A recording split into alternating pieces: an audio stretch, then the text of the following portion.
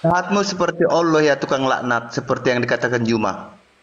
Ya, Jahat gua itu di bawahnya Allah kepada jahatnya orang kafir. Allah kan ketika menghakimi orang kafir itu sampai ke neraka. Iya nggak? sama jahat dengan Allahmu ya. Enggak lah, enggak lah. Lebih Oh, kejam Allah ketika mengazab orang kafir, lebih kejam. Kalau gua cuma bilang, Tuhan lu itu ada vaginanya loh, data gua ada gitu. Gue cuma gitu doang kalau gua. Tuhan lu bongkok, gua ada datanya. logikanya Gitu-gitu doang emang gua. kafir. Si logika emang Apa? kafir. Si logika emang I- kafir. bukan yang gua bilang Tuhan lu Enggak, Bang. bervagina bukan logika. Menurut saya Allahmu bisa disuruh-suruh enggak ya. penting lah. Tuhan lu ada vaginanya, gua ada datanya, Bre. Allahmu bisa disuruh-suruh. Enggak, Tuhan lu ada vaginanya. Mana yang lebih parah gitu dari semua hujatan ketika Tuhan lu ada vaginanya? Coba. Ngapain? Yesus katanya cowok, Petra. Kenapa dia ada vaginanya? Ayo panggil dulu si gurundamu. Mending panggil Yesus lu bangkitin ke sini. Supaya kita buktikan beneran nggak dia punya vagina atau enggak. Suruh datang kemarin. Yesus sudah datang ke sini. Mari kita buktikan Yesus lu ini ada vaginanya atau enggak gitu. Seperti kata-kata orang-orang Kristen abad pertengahan. Gimana? Ayo, mana si Dicekik aja gurunda? lehernya ini. Hilang sudah kan? Anak ayam. Dibilangin gua kejam, Bre. Iya. Kejam Saudara jahat gua. Daniel, suara saya dengar. Lanjut dulu, silakan. Iya. Tapi Saudara kecil, Bunda. Daniel, Kecil. kecil lagi. Iya, Bang. Banyak, banyak kali masalahnya ini. Kecil, teman-teman. Masih, Ya. masih kecil. Gede-gede. Lanjut. Ya jadi gini, saudara Daniel. Antara Paulus Anda bandingkan dengan Nabi Muhammad. Nabi Muhammad, Tuhannya itu tidak turun menjadi bayi. Sehingga untuk menerima wahyu, ada yang disebut Roh Kudus. Roh Kudus itu yang kemudian sebagai perantara antara Tuhan kami dengan Nabi Muhammad sallallahu alaihi wasallam yang datang ke bumi ini kepada Nabi Muhammad untuk menyampaikan kemudian pewahyuan. Diterangkan di dalam Al-Qur'an surah An-Nahl ayat 102.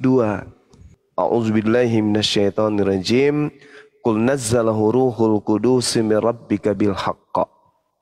Jadi Roh Kudus turun ke atas muka bumi ini membawa Al-Quran dari Tuhan dengan kebenaran. Jadi Allah tidak langsung bertemu dengan Nabi Muhammad. Karena Nabi Muhammad tidak menemukan Tuhannya dalam bentuk bayi.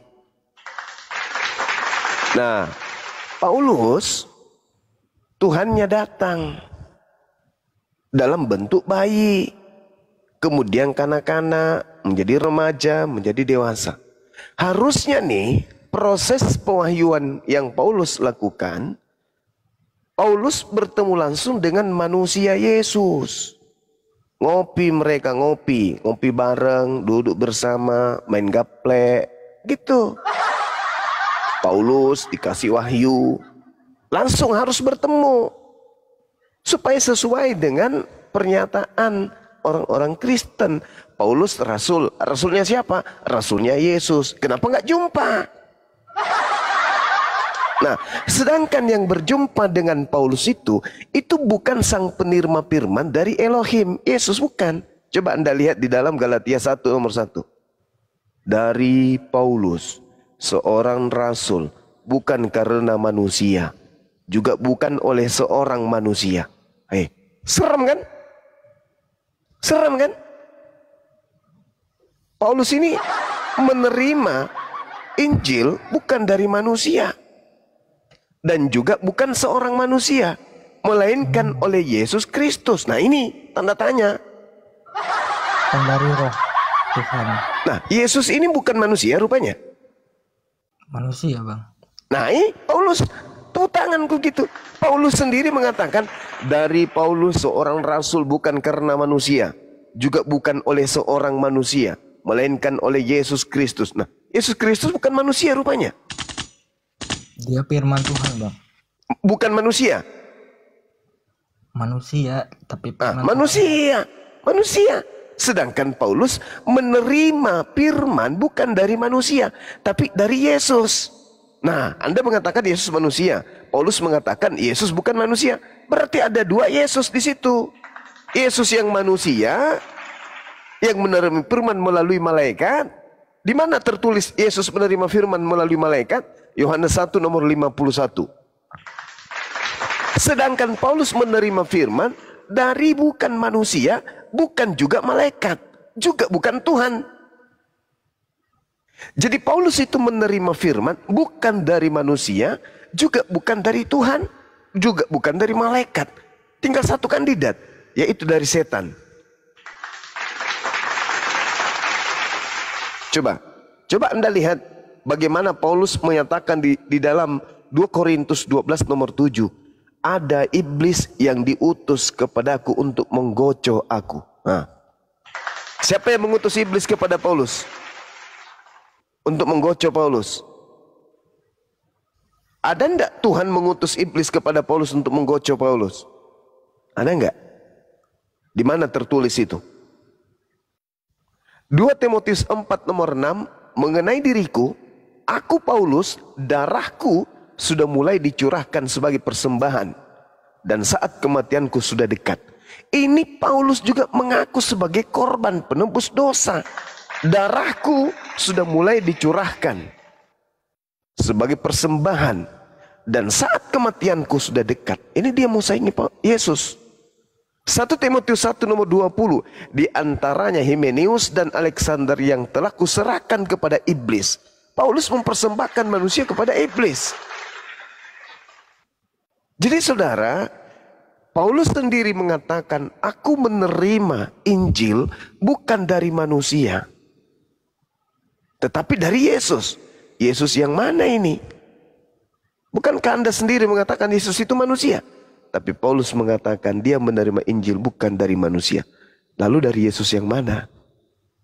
Jawabannya adalah, Yesus berkata kepada murid-muridnya, pihak kedua yaitu Bani Israel, waspadalah kepada penyesat yang datang kepadamu dengan memakai nama Yesus dan berkata, akulah Mesias.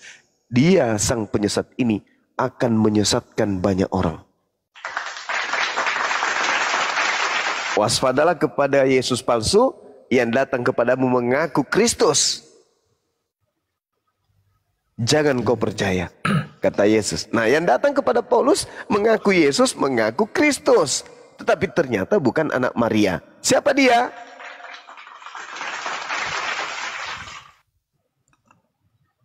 Siapa itu, Bang? Yang datang kepada Paulus mengaku Yesus tapi bukan anak Maria. Itu siapa, Bang? Iya sudah bang. Aku Hah? ya Apa itu? aku rada paham sedikit bang. Alhamdulillahirabbil alamin. Masya Allah. Kan gini bang, eh, kita diciptakan itu kan harus mempunyai kewajiban dan aturan gitu. Iya betul. Saya aja hidup di Indonesia Iya. mempunyai aturan. Iya. Saya tidak boleh mencuri, saya tidak boleh Betul. berbuat kejahatan di Iya. dalam Indonesia juga. Sementara di dalam agama saya cuman berkewajiban ke gereja, berbuat baik dan puji Allah, itu saja. Tapi Nah kok itu dia. merasa saya ada yang kurang gitu. Tuhan yang menciptakan kita, apa benar hanya menyuruh kita kewajiban hanya begitu gitu. Saya pernah ikut pengajian Abdul Samad, pernah bilang begini, kita diciptakan itu untuk berbakti kepada Tuhan, dan kita mempunyai kewajiban. Jadi saya di situ merasa bingung bang. mana yang benar harus kita kerjakan dan mana yang harus kita ikutin gitu Bang. Iya. Nah, Jadi dalam hidup itu Bang, harus ada aturan. penyelamat kita itu adalah agama Bang. Karena habis hidup ini kita kan yang bersama kita adalah iman kita Bang. Jadi saya gak mau terjebak di dalam kesesatan gitu Bang. Iya. Jadi gini saudara, saya urai pelan-pelan, mohon didengarkan. Di dalam Yeremia 31 sampai 33, aku Tuhan akan mengadakan perjanjian baru dengan Bani Israel dan Bani Yehuda. Bukan sama seperti perjanjian antara aku dengan nenek moyang mereka ketika aku keluarkan mereka dari perbudakan Mesir. Tetapi perjanjian yang akan kulakukan itu adalah titik 2. Aku akan memasukkan hukum Taurat ke dalam batin setiap Bani Israel. Jadi orang Yahudi, Yudaism, itu bagi Tuhan diberikan aturan-aturan main. Coba Anda dalami ulangan 4 dan ulangan 6. Bagaimana Tuhan mengatur segala aspek peribadatan yang Tuhan inginkan kepada Yahudi terhadap dirinya sebagai Tuhan. Baik hubungannya kepada Tuhannya maupun kepada sesama manusia. Itu sudah diatur tuh. Diatur. Bagaimana mereka diperintahkan saling mengasihi satu sama lain dan diperintahkan membunuh siapapun yang kemudian diperintahkan untuk dibunuh. Itu aturan main. Dan Yesus mengatakan dalam Lukas 16:17, itu semua tidak boleh dihilangkan sebelum langit dan bumi lenyap. Itu satu. Kemudian yang kedua, masa Yesus turun di tengah-tengah Bani Israel. Yesus mengatakan dalam Matius 5 nomor 19, barang siapa yang meniadakan, jangan makan babi, tinggalkan sabat, jangan bersunat, dan seterusnya, lalu mengajarkan kepada orang lain, maka dia akan menempati tempat terhina di dalam kerajaan langit alias neraka. Itu 2. Yang ketiga, baginda Rasulullah Muhammad sallallahu alaihi wasallam, bil bayyinati waz zubur wa anzalna ilaika dzikra litubayyana linnasi ma nuzzila ilaihim wa la'allahum yatafakkarun. Wahai Nabi Muhammad, aku berikan kepadamu Al-Qur'an agar engkau turun ke atas muka bumi, mengajarkan seluruh manusia, membimbing seluruh manusia agar mereka mengetahui apa yang mereka harus laksanakan hubungannya kepada Tuhannya dan hubungannya kepada sesama makhluk. Jadi Nabi Muhammad turun kemudian, al-yauma akmaltu lakum dinakum, untuk menyempurnakan hukum yang datang kepada Nabi Musa, yang datang kepada Yesus, yang datang kepada dirinya untuk seluruh umat manusia. Tapi ada satu yang berbeda. Dengarkan pelan-pelan. Jadi 3 unsur ini, mereka semua bertauhid. Mengajarkan bertauhid, mengajarkan satu Tuhan, mengajarkan mengasihi Tuhan dengan melaksanakan aturan-aturan mainnya Tuhan. Nah, coba perhatikan yang satu ini. Segala sesuatu diperbolehkan, benar. Tetapi bukan segala sesuatu berguna. Segala sesuatu diperbolehkan, benar, tetapi bukan segala sesuatu berguna. Kemudian dikatakan lagi di dalam 1 Korintus 6 nomor 12, segala sesuatu halal bagiku, tetapi bukan semuanya berguna.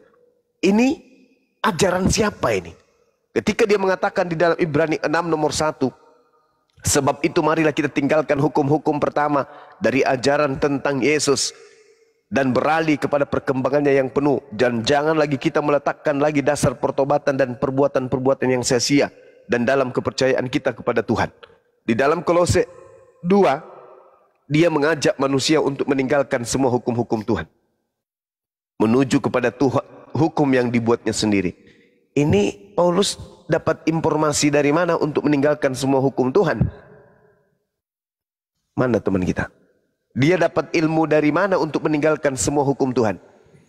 Itu tadi Galatia 1 nomor 1, Galatia 1 nomor 11 nomor 12. Dia mendapatkan perintah dari sosok makhluk yang mengaku Yesus untuk meninggalkan semua hukum-hukum Tuhan. Baca Matius 15, baca Matius 24 nomor 15. Apa yang diterangkan di sana? Sang pembinasa keji ketika ia duduk di tempat yang suci, si iblis ini akan melakukan perlawanan pada hukum Tuhan dan dia akan memutarbalikkan hukum-hukum Tuhan. Itu siapa itu? Yang tadinya hari Sabat jadi Minggu, yang tadinya kemudian satu Tuhan menjadi tiga Tuhan, yang tadinya kemudian sunat menjadi tidak sunat, yang tadinya jangan makan babi menjadi makan babi. Itu siapa itu?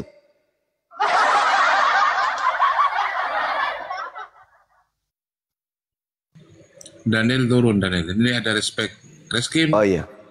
Reskim. Silakan. Reskim. Selamat pagi, Reskim. Reskim katanya mau gabung. Agamanya apa, Reskim? Waduh, si respect turun. Padahal dia Kristen. Gak apa-apa bang. Yang penting mereka sudah mendengar. Turun itu tandanya dia mulai mikir. Kalau saudara Kristen naik telah mendengarkan lalu turun, tidak ada respon, itu artinya otak sudah mulai sedikit kena cahaya gitu. Tapi kalau berontah membantah dalil Bible sendiri, artinya setannya terbangun tuh di dalam ngamuk.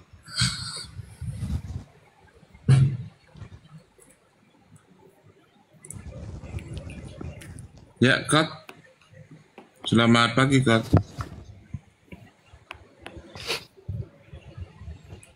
Kot, selamat pagi. Selamat pagi, salam kenal. Salam Ya. kenal Bang. Iya, Kalau boleh, dari agamanya Sulawesi. apa, Bang? Agama Islam. Oh, Alhamdulillah, yang mau disampaikan.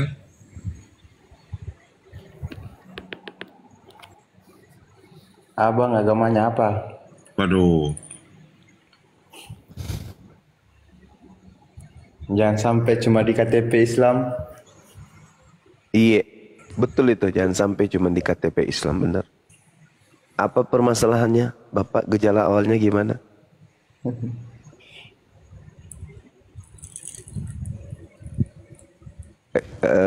Gini. Kalau saudara sendiri Islam, wudhu itu berapa rakaat, Bang? Wudhu, Wudhu iya, berapa rakaat? 3. Alhamdulillah.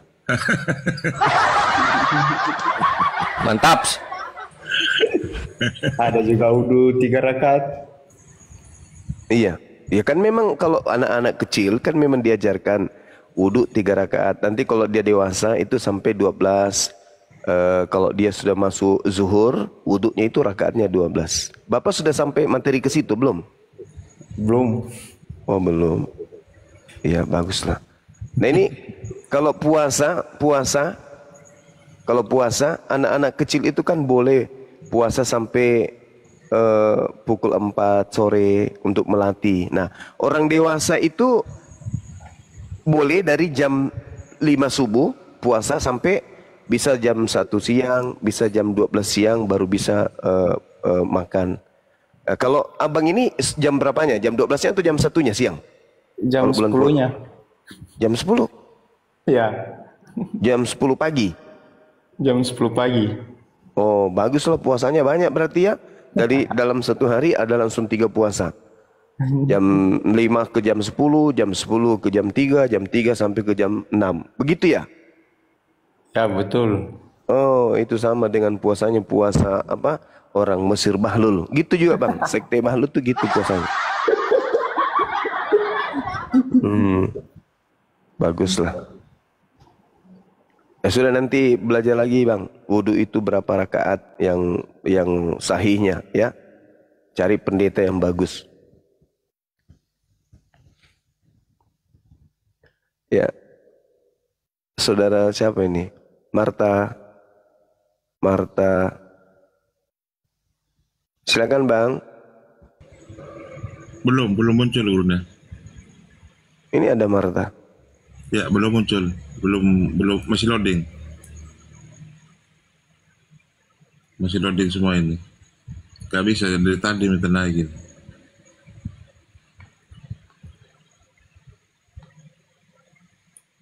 Di tempat saya kok banyak dapul. Banyak siluman rupanya ya.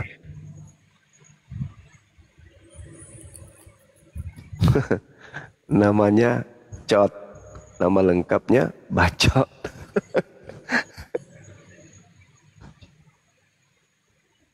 Dinda Kores. Dinda Kores. Ya, Gurunda. Tahu nggak sejak kapan dunia ini kemudian Wah, makanan. mulai dihukumkan, mulai dihukum. Alam semesta ini mulai dihukum oleh Allah itu kapan berdasarkan Bible?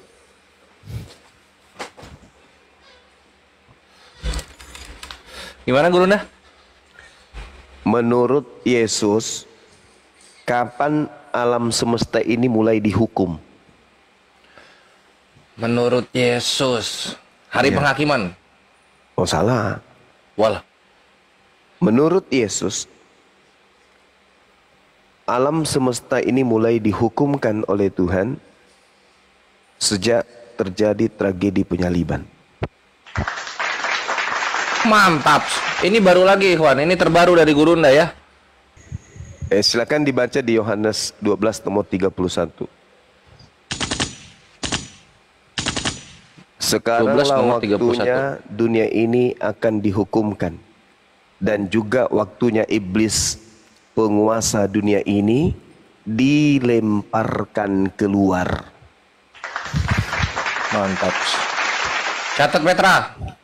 Jadi pada saat Yesus terangkat ke langit, maka terjadi secara frontal mendunia penyesatan kemudian. Apa itu?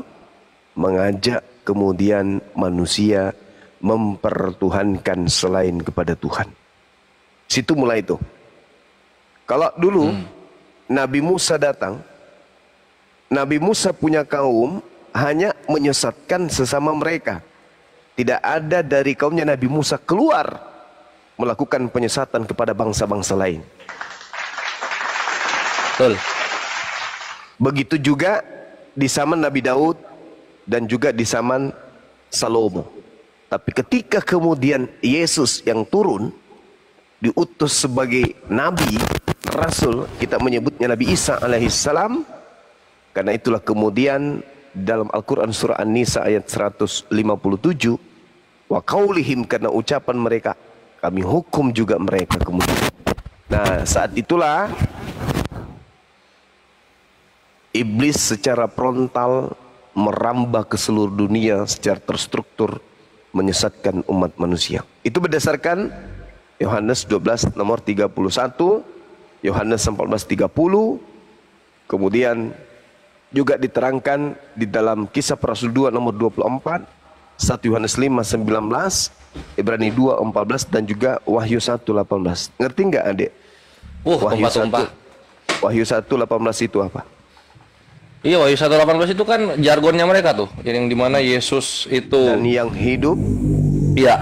aku telah mati, Iya. namun lihatlah aku hidup sampai selama-lamanya, dan aku memegang segala kunci maut dan kerajaan maut. Ini siapa ini? Siapa yang mati, hidup, bangkit kembali, kemudian dia adalah penguasa kerajaan maut. Penguasa kerajaan maut tertulis di Ibrani 2 nomor 14. Siapa dia? Iblis yang berkuasa atas maut.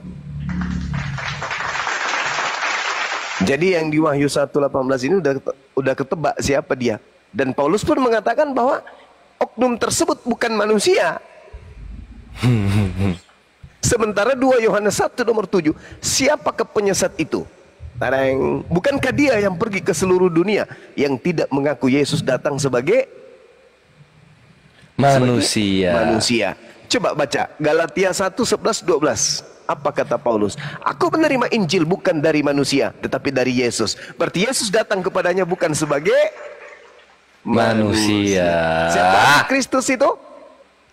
Yang tidak percaya. Yesus datang sebagai manusia. Paulus menerima Injilnya dari mana? Dari Yesus yang bukan manusia. Kejawab. Selamat datang di kebenaran. Makanya Yesus berkata apa? Di Yohanes 12 nomor 31 itu. Sekaranglah waktunya dunia ini akan dihukumkan. dan juga waktunya iblis penguasa dunia ini dilemparkan keluar. Nah, saya mau tanya nih, saatnya lah sekarang ini iblis dilemparkan keluar. Saya mau nanya, iblis menurut pandangan Bible itu dari langit, surga dilemparkan keluar kan? Betul. Dilemparkan keluar. Itu terjadi pada zaman Adam. Kemudian dia dimasukkan kemana? Goa. Dimasukkan ke gua. Dimasukkan ke gua ya.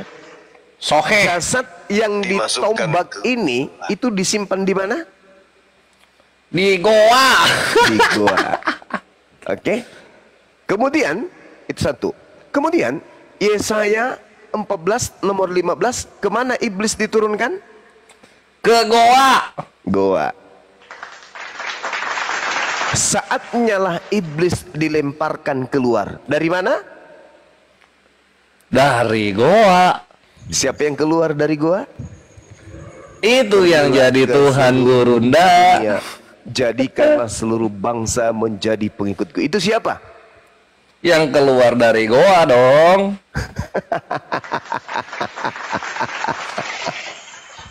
Makanya Al-Quran mengatakan wa iyyaduuna illa syaitana marida. Yang mereka sembah, orang kafir sembah itu adalah setan yang durhaka. Selamat datang di kebenaran. Mantap, Gurunda, mantap. Apa endingnya? Enyahlah daripadaku, kalian semua adalah pembuat kejahatan. Aku tidak mengenal kalian. Selamat malam. Ya. Tunggu. Kenapa bisa demikian? Karena yang mereka sembah ini bukan anak Maria. Makanya Al-Quran mengatakan, wa isqalallahu ya Isa bin Maryam a anta qulta linnas tahizuni wa ummi. Wahai Isa, apakah engkau yang mengajarkan mereka untuk mempertuhankan dirimu selain daripada aku? Apa kata Nabi Isa? Qala subhanaka ma yakunu li an aqula ma laysa li bihaqqa. Ma qultu lahum illa ma amartani bi ani abudullah rabbi wa rabbakum. Aku hanya mengajarkan kepada mereka, wahai Maria, jangan sentuh aku, tetapi pergilah kepada saudara-saudaraku, katakan kepada mereka, aku akan pergi kepada Tuhanku dan Tuhanmu. Halo, selamat malam. Ma qultu lahum illa ma amartani bi. Tani bihi. Halo. Ada tamu nih Gurunda, kayaknya mau bantah dia. Kita kasih waktu dia Gurunda.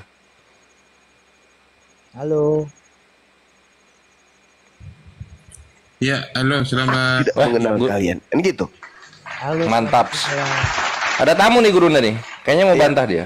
Silakan. Ya, silakan. Selamat malam. Selamat malam buat Zuma ya. Saya Ya, tadi saya sedikit dengar karena saya baru masuk, saya dengar tadi bahwa setan itu ada di goa dan yang keluar dari goa adalah siapa? Iblis. Setan. Iya. Setan. Oke. yes. Oke. Pada waktu Yesus keluar dari kuburan, Yesus punya tubuh. Apa setan punya tubuh? Nah, saudara, kalau Anda mengetahui di dalam kitab 1 Yohanes 4 nomor 4, ujilah setiap roh, sebab nabi-nabi palsu, penyesat-penyesat, oke, itu masuk ke dalam tubuh. Coba Anda baca kemudian di dalam Markus 6, iblis masuk ke dalam tubuh manusia. Ketika ada orang yang kerasukan setan. Juga Anda baca di dalam Kisah Para Rasul 16 nomor 16 sampai nomor 18. Iblis masuk ke dalam tubuh manusia. Yang terjadi ini, iblis masuk ke dalam tubuh mayat yang ada di dalam goa.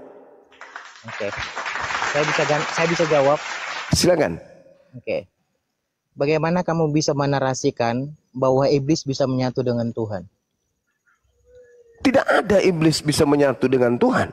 Lalu kenapa malaikat mengatakan bahwa bayi yang masuk ke rahim Maria itu kan tidak seutuhnya manusia, itu Tuhan. Bayi yang masuk ke dalam tubuh manusia. Loh, itu kan manusia emang. Yang masuk ke dalam rahim ibunya Maria itu memang manusia. Siapa bilang itu Tuhan? Itu konsep iblis itu. Masa ada Tuhan jadi bayi? Iblis yang ngajarin itu. Gak ada pengajaran Tuhan di nabi-nabi bahwasanya Tuhan datang jadi bayi. Itu di mana pengajarannya? Hanya iblis yang membisikkan ajaran-ajaran kayak begitu. Pencipta langit dan bumi jadi bayi. Oke, berarti iblis juga yang datang kepada Siti Maryam masuk ke dalam rahim Maryam. Tidak ada iblis di sana. Lalu siapa yang masuk ke dalam rahim Maryam? Siapa yang masuk ke dalam rahim Maryam? Manusia, anaknya Isa Al-Masih. Bahannya dari apa? Bahannya dari jasadnya Maria, dari saripati yang dimakan oleh Maria. Lalu Tuhan tiupkan roh ke dalam janin tersebut. Hiduplah dia sebagai ciptaan tanpa ayah. Apa yang jadi masalah?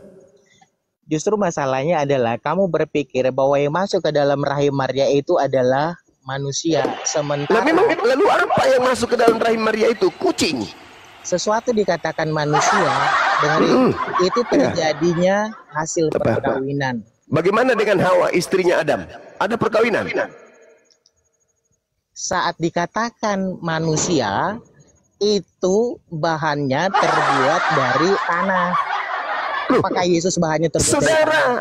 Saudara, apakah Anda sadar kalau Yesus itu janinnya itu berasal dari saripati tanah yang dimakan oleh ibunya? Dalil dong. Segala sesuatu, dalilnya mau? Coba Anda baca Matius 1 nomor 18 dan seterusnya. Anak siapa yang dikandung oleh Maria? Anak siapa? Anak siapa? Anak ayam atau anak manusia? Anak Allah. Anak Allah, Allah bertelur rupanya. Jangan ngadi-ngadi.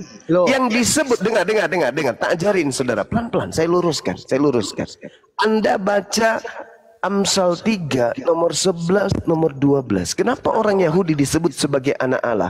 Karena mereka adalah hamba yang taat mendengarkan didikan dari Tuhan. Anda baca Kisah Para Rasul 4 nomor 30. Yesus disebut sebagai apa? Sebagai hamba yang suci. Kenapa dia disebut sebagai anak? Karena dia adalah hamba yang senantiasa taat melaksanakan perintah Tuhan. Jadi yang disebut anak Tuhan adalah hamba Tuhan yang senantiasa teguh pendirian melaksanakan apa yang Tuhan perintahkan kepadanya, alias muslim. Kalau di Islam, anak Tuhan dalam perspektif pemahaman pendalaman kekasih-kekasih Tuhan atau orang-orang yang intim dengan Tuhan disebut muslim. Kalau di Yahudi disebut anak Tuhan, Ben Elohim. Sedangkan pemahaman Kristen, anak Tuhan itu ya Tuhan, anak ayam itu ya ayam. Orang Yahudi disebut anak Tuhan, artinya mereka adalah golongan tinggi dari Bani Israel. Siapa mereka? Ahli ibadah. Di luar ahli ibadah disebut anak setan. Jadi hanya ada dua, anak setan atau anak Tuhan. Anak Tuhan orang yang menjalankan perintah Tuhan. Anak setan adalah orang yang membunuh Yesus dan yang mengimani pembunuhan terhadap Yesus sebagai jalan selamat. Itu adalah anak setan. Mana dalilnya? Yohanes 8:44. Barang siapa yang percaya terhadap pembunuhan Yesus, maka dia adalah anak-anak setan. Tuh baca Yohanes 8:44. Dalil. Coba baca, saya nggak pegang Alkitab.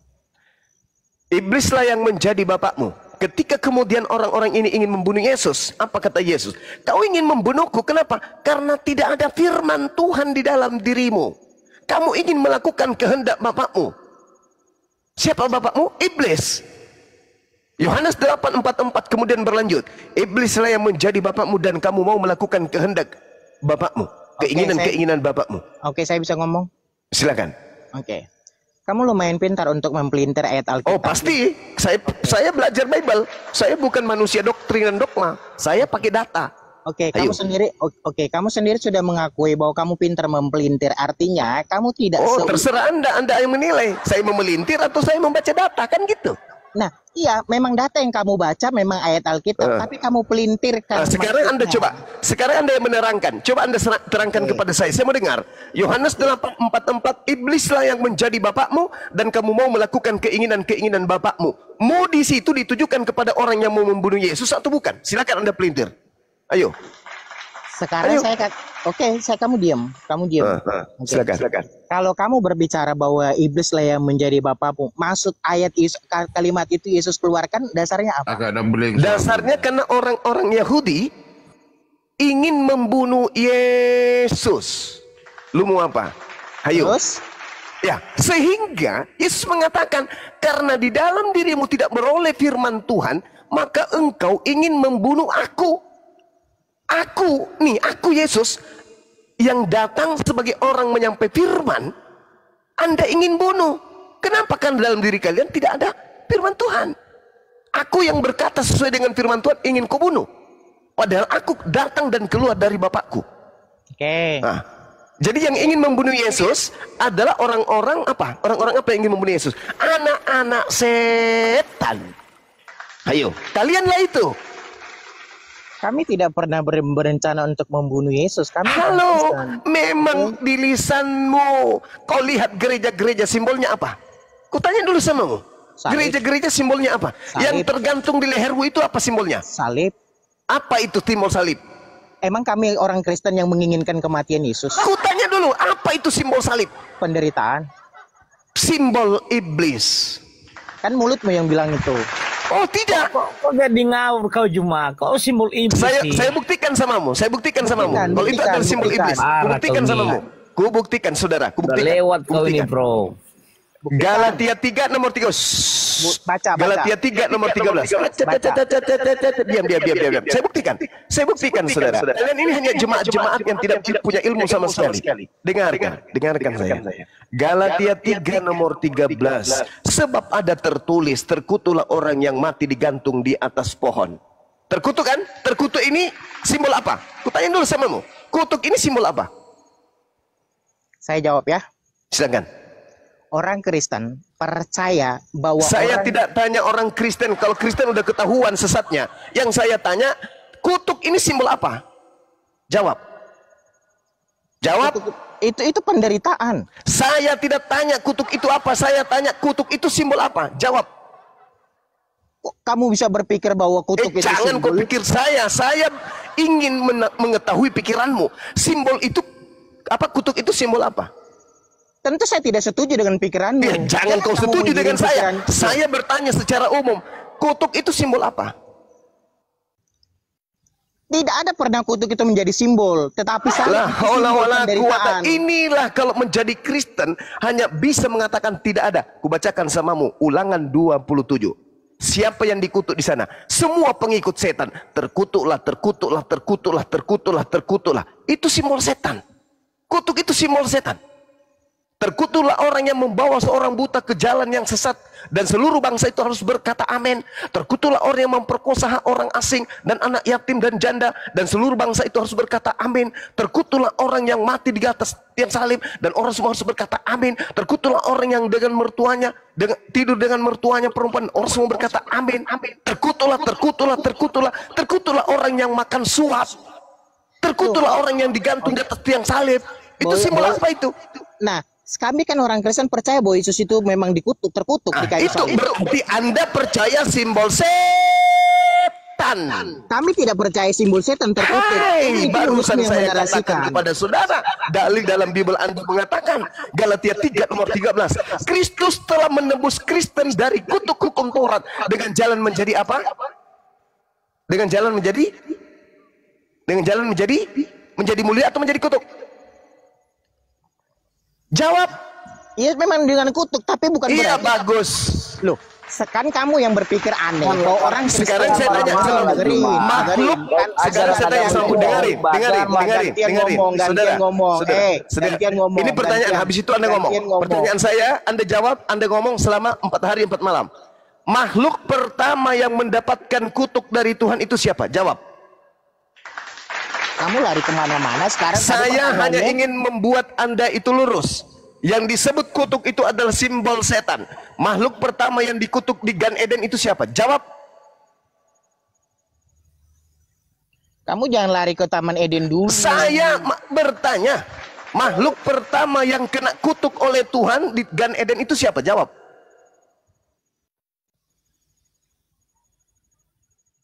Anda mengatakan kutuk itu bukan simbol setan, bukan? Sekarang jawab sama saya. Siapa yang dikutuki pertama kali di Gan Eden? Di situ ada iblis, di situ ada. Iblis. Dengerin dulu, jangan langsung potong. Di situ ada iblis, di situ ada Adam, di situ ada Hawa. Yang saya Tapi- tanya apa? Saya tidak tanya siapa aja yang ada di Gan Eden. Yang saya tanya siapa makhluk pertama yang kena kutuk di hadapan Tuhan? Lalu kenapa kamu berpikir bahwa orang iblis pertama yang dikutuk itu Saya lalu berkata harus yang kepada lari tergantung kepada di Yesus? leher kamu itu salib, Cak Ayu. Salib itu lambang kutuk, Cak Ayu. Ayo. Dengan dasar Ayo. apa kamu? Dengan dasar apa? Dengan kamu dasar apa pula kau bertanya sama aku? Galatia 3 nomor 13. Kristus telah menebus Kristen dengan jalan menjadi apa? Menjadi kutuk. Sebab ada tertulis apa? Terkutuklah orang yang mati di atas tiang, gantung di tiang salib. Tidak ada. Ulangan yang salah. 21. Dengar. Ulangan 21. Anda baca nomor 22 sampai 23. Apabila ada pelaku dosa yang dosanya sepadan dengan hukuman mati, lalu engkau gantung dia di atas pohon, jangan kau biarkan mayatnya menyentuh tanah. Sebab orang yang dikutuk oleh Tuhan, jangan kau biarkan mayatnya menyentuh tanah yang diwariskan Tuhan kepadamu. Siapa yang kutuk dia? Siapa yang kutuk yang mengutuk Yesus di atas tiang salib? Siapa yang mengutuk dia? Dia turun ke tanah enggak? Tuhan. Justru karena itu alhamdulillah kau sudah mengakui. Apa kata Ulangan 21? Jangan kau biarkan mayatnya menyentuh tanah. Tapi Sebab mayatnya orang menyentuh itu tanah kan? Tapi mayatnya menyentuh tanah kan? Mayatnya sebab menyentuh orang- tanah kan? Dengerin, Yes, gantian betul. ngomong. Kamu jangan Betul, kayak betul. berbocor, gantian ngomong. Betul. Buktinya Silakan, kan silakan. Yesus, ya, buktinya Yesus itu menyentuh tanah kan? Kalau kamu membangun narasi bahwa di mana mayatnya Yesus menyentuh tanah pada sebelum sabat? Di mana? Tunjukkan kepada saya. Ingat ya, Yusuf Arimatea dan dengan Yusuf Arimatea, Nikodemus dan dua Maria secara diam-diam minta kepada Pilatus. Pilatus, ya paman, minta jenazah Tuhan kami dong. Kami mau kuburkan. Sebelum sabat datang, mereka sudah mengambil jasad Yesus dan memasukkannya ke dalam goa milik Arimatea. Lu mau apa? Berarti dia itu makhluk yang dikutuk oleh Tuhan. Ulangan 21-23. Sebab jenazah orang yang dikutuk oleh Elohim, jangan kau biarkan menyentuh tanah yang diwariskan Tuhan kepada nenek moyang. Tapi buktinya dia menyentuh tanah kan? Mayatnya menyentuh tanah. Itu artinya dia dengerin. diturunkan. Dengarkan dalilnya. Harus kau turunkan sebelum sabat. Kita nggak bicara masalah waktu Juma, tapi bicara Di situ adalah tertulis. Iya, Anda tertulis tidak kan? berbicara mengenai waktu, tapi tertulis. Jangan Iya, kau betul. biarkan Betul, mayatnya semalam-malaman. betul, Dengar, betul, jangan kau biarkan mayatnya semalam-malaman. Betul. Apa yang berarti dikatakan itu? berarti yang dengerin. dikutuk, Apa ya, yang berarti kau yang digantung katakan ini itu, makhluk terkutuk atau tidak? Yesus itu terkutuk, Bagus. oke? Tapi kamu Bantu jangan saya tepuk tangan, teman-teman di bawah. Bantu saya Enggak. tepuk tangan di bawah. Sekarang pertanyaan saya, ketika Anda sudah mengakui sembahan Anda adalah makhluk terkutuk, Ya. berarti dengan kata lain, salib itu simbol apa? penderitaan. Kan kamu yang membangun narasi, kan kamu yang membangun.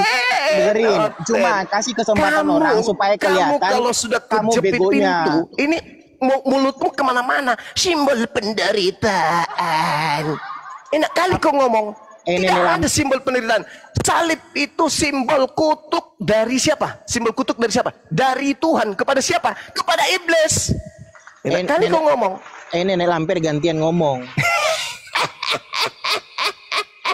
Nah persis, gantian ngomong supaya kamu bisa tahu kan, kamu itu bego apa enggak. Sekarang kamu Gantian sudah ngomong. mengakui orang yang disalib itu adalah orang yang dikutuk. Iya kan, jelas ya tulisan Paulus.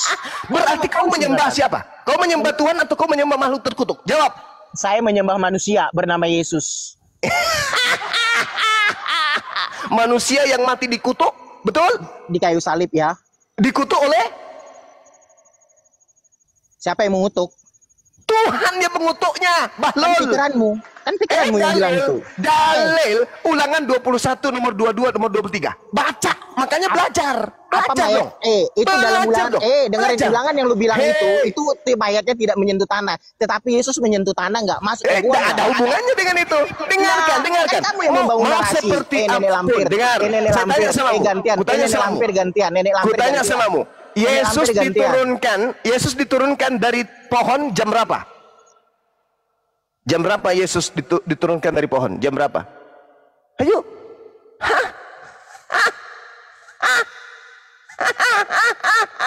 Kamu menderita cucuku. Datanglah kepadaku. bawalah ayam hitam dan beberapa telur saja. Aku akan luruskan akalmu.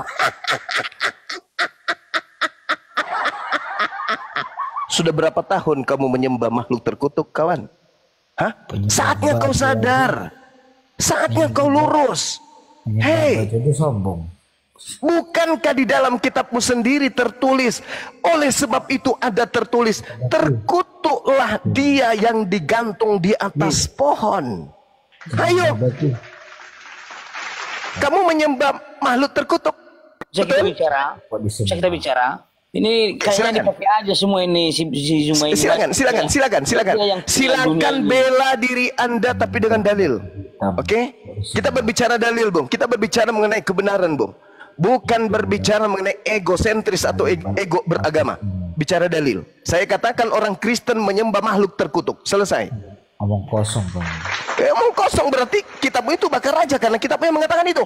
Yesus telah menebus Kristen dari kutuk hukum Taurat dengan jalan menjadi kutuk. Sebab ada tertulis, terkutuklah Yesus yang mati di atas pohon. Dah, selesai. Lu mau apa sekarang? Ada itu terkutuklah Yesus. Mana ada kalimat itu, Bang? Terkutuklah Yesus yang mati. Galatia 3 nomor 13. Kau aja yang bilang-bilang itu. Galatia 3 nomor 13. Coba Anda baca. Yang lain diam, yang lain diam. Yang lain diam, tahan napas, pegangan, ambil tisu, minum air panas. Yang mendidih. Tolong tunjukkan Anda baca Galatia 3 nomor 13. Saya diam, silakan. Di atas pohon sih digantung Tuhan Yesus. Hei,